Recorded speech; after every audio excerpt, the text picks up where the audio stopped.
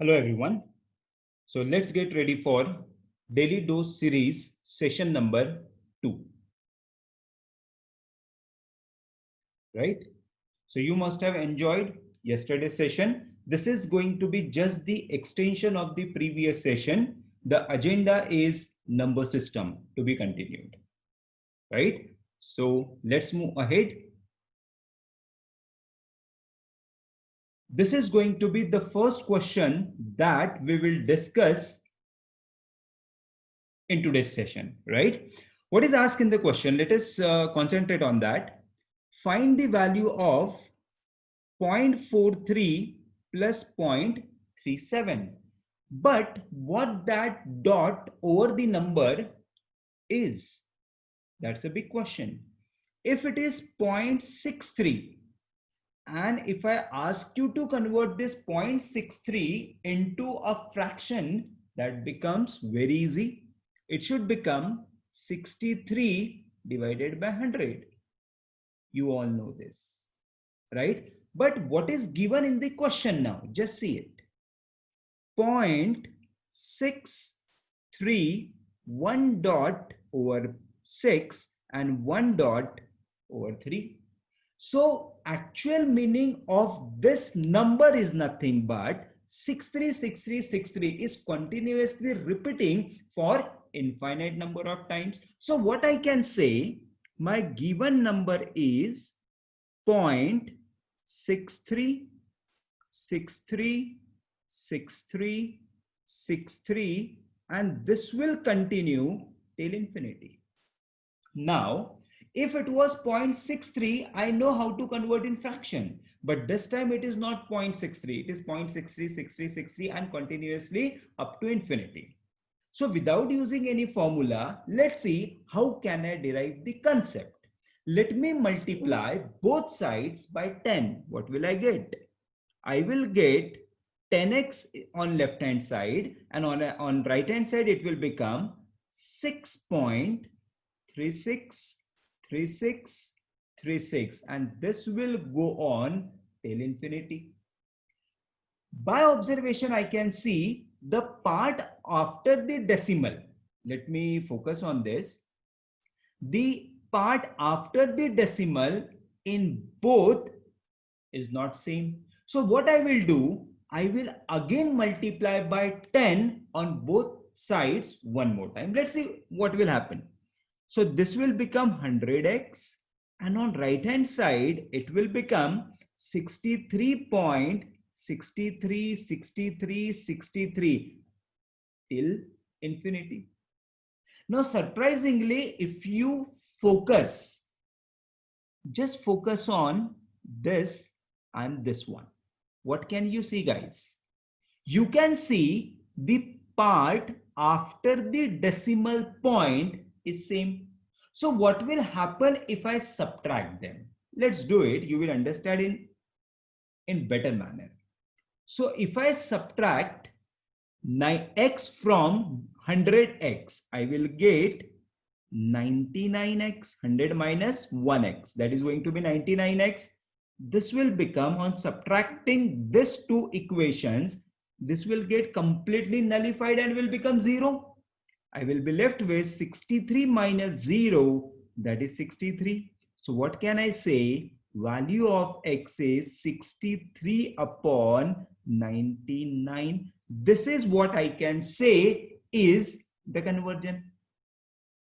I hope this is the shortcut that we can derive. Now, what is the concept? You can further reduce it down. For example, this number is divisible by 3. So numerator will become 21 and denominator will become 33.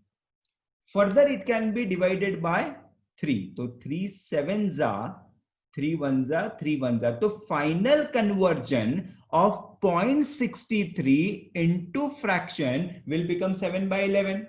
So I'm not interested in this lower format, right? Let's check how to convert directly this recurring number into a fraction. It is very easy.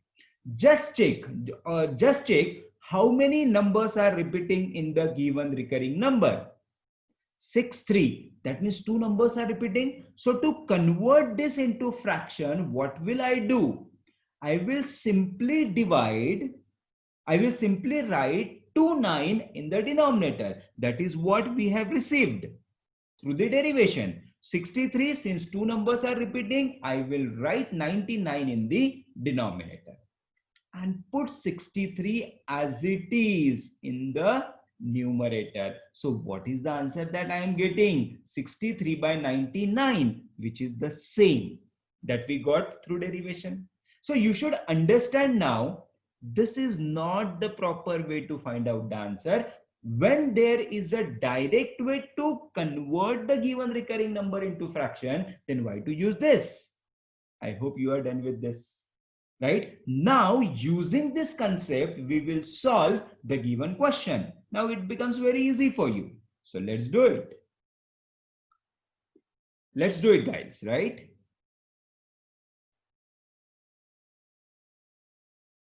Let me erase this one. I'm not able to do it perfectly fine. So 0.63, two numbers are repeating. So fraction will become 63 upon 99. So two numbers are repeating. So I have put 2 9s in the denominator and numerator as it is 63 plus 0.37. Again, two numbers are repeating. So I will write this as 37 upon 99. So what should be the answer? 60, 30, 90 and 10. 100 by 99. So if you know the concept, this question can be handled in just 2 steps. And this is the beauty of knowing the concepts. So is this there in the option? Yes. So option 2 is going to be my correct answer. Right, dear students? So this is the first question for the day, in which we have discussed how to convert the recurring number into its equivalent fraction. Perfect. Let's move ahead to the next question. This is the second question for you. Now, in this question, what can you see, guys? What is this? I. Is it just an alphabet like A, B, C? No, it carries a value with it. What value it is carrying with it? Just try to understand the concept. This I is nothing but iota, right? The name of that alphabet is iota. Now the next step, we will try to find out what is the value of I.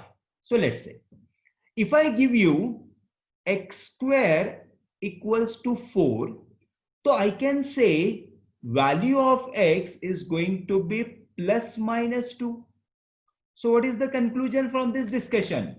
Whether the number is positive or negative, the square is going to be always positive. Agreed? Now I will give you a number x square equal to minus 9. Now just we have discussed, the square of any number cannot be negative. And in the immediately next step, I have given you a number whose square is negative. So how to deal with this? Let me write this x as root of minus 9.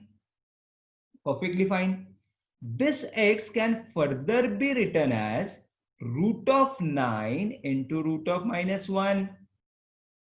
Root of 9 will become plus minus 3, and I will use the alphabet I to represent this root of minus 1. So what is the value of x this time? It is plus minus 3i.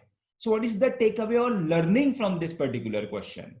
Value of I is root of minus 1. Right, guys? With the proper derivation, we are actually do it. I square will become minus 1. On squaring, root sign will eliminate. I cube can be written as I square into I, and I know both the values. I square is minus 1 and keep I as it is. So what is the value of I cube? I square is minus 1. This is going to be minus I. Value of I is root of minus 1. I square is minus 1. I cube is minus I. Right? And what should be the value of I raised to power 4? I raised to power 4 can be written as I square into I square. This will give me minus 1 into minus 1. So I raised to power 4 value should be 1. Perfectly fine. So you should memorize these values. Let's do it with me. I is root of minus 1. I square minus 1. I cube minus I, and I raised to power 4 is going to be plus 1. Perfectly fine. So you have understand what is I? Iota. Right? The value of I is under root of minus 1, and the connected values that we can find out, they are on your screen. Just note them down and try to memorize it. Now let's try to apply this concept of iota to solve the given question. I hope you can do it.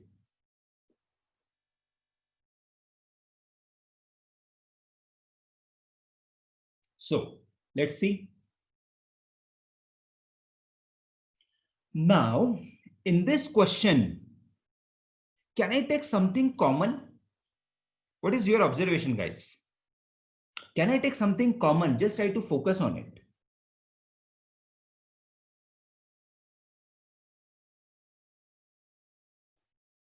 I can take I raised to power 127 common from the numerator.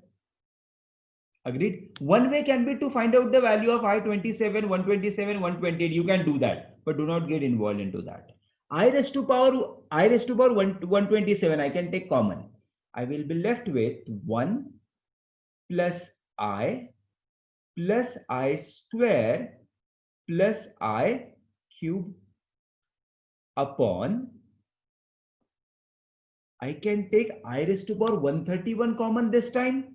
So 1 plus I square plus I cube. This is the step I reached to.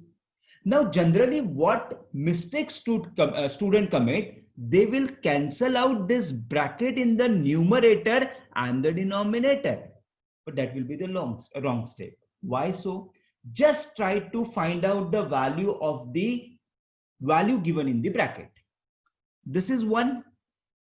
How much is the value of I square? Minus 1. So 1 and I square will get cancelled. I, and what is the value of I cube? Minus I. So this I and I cube will get cancelled. So value in the bracket given is actually 0. So can I cancel 0 from the numerator and 0 from the denominator? Definitely not. Since the value of this bracket is 0, what I will do, this multiply by 0, I will get 0 in the numerator. Similarly, I will also get anything into 0, 0 in the denominator. Now, what is 0 by 0? Is it infinity? No. Is it 0? No. 0 by 0 is generally called as indeterminable form. Right? 0 by 0, 0 raised to power 0, all these are called as indeterminable form. So this was the second question, where takeaway from this question is the concept of iota, values of I, and how to find out the values of the any power of I using this 4 given values. So you must have enjoyed this particular session, dear students. So this is the discussion for today's class. Don't forget to join Telegram channel, subscribe this YouTube channel so that you will get the updated video very soon. So thank you very much.